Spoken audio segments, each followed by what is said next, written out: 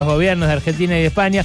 A mí ya me aburre un poco, le soy franco, y me da la sensación de que Milei la está agitando un poquito para llamar la atención. Prefiero recibir a nuestra ecointensa, a Nati Macei, nuestra columnista de medio ambiente, que hoy, mirá, casi como si le pisara la columna a Fer Berkovich, viene a hablarnos de transporte. Bienvenida, buenas tardes. Hola, buenas tardes, ¿cómo están? Bien, ¿vos? Bien, muy bien. ¿Qué tiene que ver el transporte con el clima? A ver. Bueno, todo que ver, porque vieron que la industria del transporte o el sector transporte es uno de los que más emisiones de gases de efecto invernadero tiene a nivel global. O sea, hay varios motivos para los cuales hablar de transporte. Ese vendría a ser como un motivo a nivel mundial, que todo lo que nos mueve y cómo nosotros elegimos trasladarnos de un lugar al otro genera gases de efecto invernadero y contribuye al cambio climático. Frase que dije ya 100.000 veces desde que nos conocemos. Haces bien en machacar, Nati. Lo voy a hacer, perfecto, sí, gracias. A mí me da culpa cada vez que prendo el motor de mi auto. No, tampoco para tanto, vale, pero no podemos vivir así, sino. Pero hay otros motivos locales también para hablar del transporte, como por ejemplo esta situación en la que nos encontramos, en la cual vemos que de repente puede ser que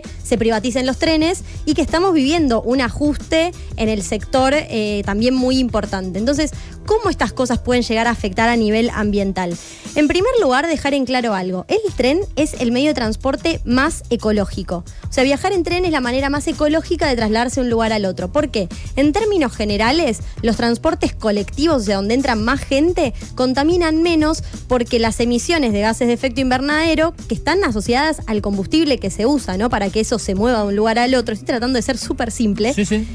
Se dividen por la cantidad de pasajeros que se mueven en ese transporte. Pero ¿por qué un colectivo que tenga la misma capacidad que un vagón de tren contamina más? Pero porque el nafta. colectivo, claro, porque aparte la capacidad de transporte del tren es mucho mayor que la del colectivo y aparte hay una cuestión de eficiencia. Un ejemplo. El tren mantiene una velocidad constante mucho mayor o por mucho más tiempo que el colectivo. Y esto además lo podemos ver más en trenes de un poquito más de larga distancia que tal vez en los trenes de distancias cortas, pero igual aplica. Fíjense que un colectivo va frenando cada cuadra y un tren tiene muchos más kilómetros que recorre sin frenar. Y esa velocidad constante hace que el motor funcione mejor. No me hagas ponerme técnicas, Ale, me voy a poner nerviosa, pero tengo el punto, va por dónde va. Y de hecho, ese mismo principio se puede aplicar al auto. ¿Cómo podemos hacer para que a la hora de nosotros manejar quememos menos combustibles fósiles y contaminemos menos? Bueno, en una época se fomentó, por ejemplo, el compartir el auto.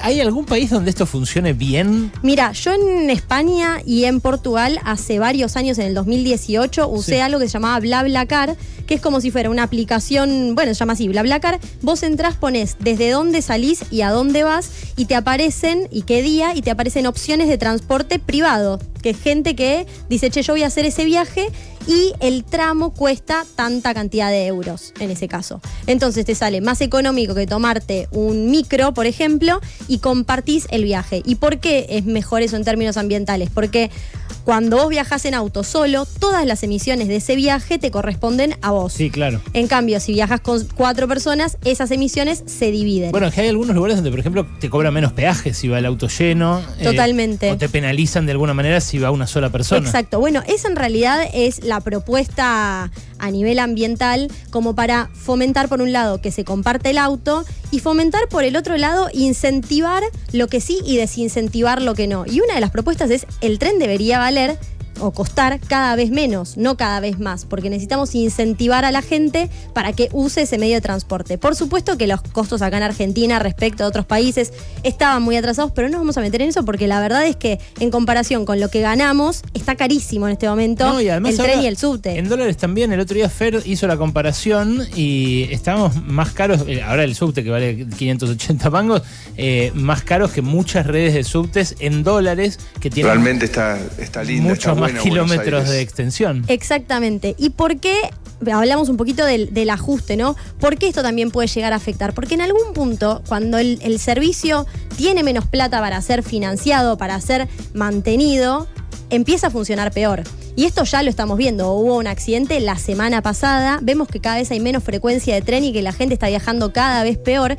Y de alguna manera el que tiene la posibilidad económica de decir prefiero no viajar en tren porque me empieza a dar un poco de miedo. Me pasó el viernes pasado, yo viajo en tren hace mucho tiempo y es mi medio de transporte preferido.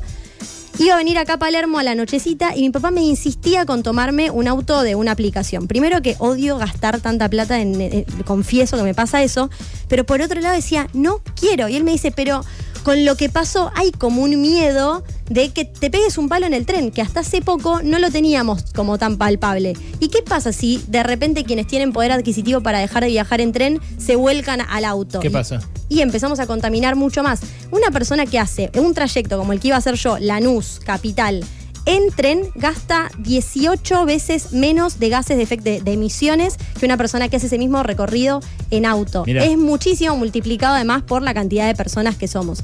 Obviamente Argentina es chiquito en términos de emisiones respecto de otros países, pero así todo tenemos que hacernos responsables desde la parte que nos toca y además entender que estamos yendo un poco en contramano de a donde deberíamos ir. Y ese ir en contramano nos lleva directo a las privatizaciones. Acá, como sabemos, no es novedoso que se privatice el tren. Se privatizó en los 90 y ¿qué pasó? Lejos de extenderse la red ferroviaria, se redujo de 35.000 kilómetros que había de vías, se terminaron usando 11.000. O sea que hay un montón de trayectos que podríamos haber hecho estas décadas en tren que tuvimos que hacerlos en micro y en transporte privado, con lo cual gastamos más plata y además de que mueren pueblos porque no deja de estar el tren, además de gastar más plata para ir de acá a Mar del Plata, terminamos emitiendo muchísimos más gases de efecto invernadero.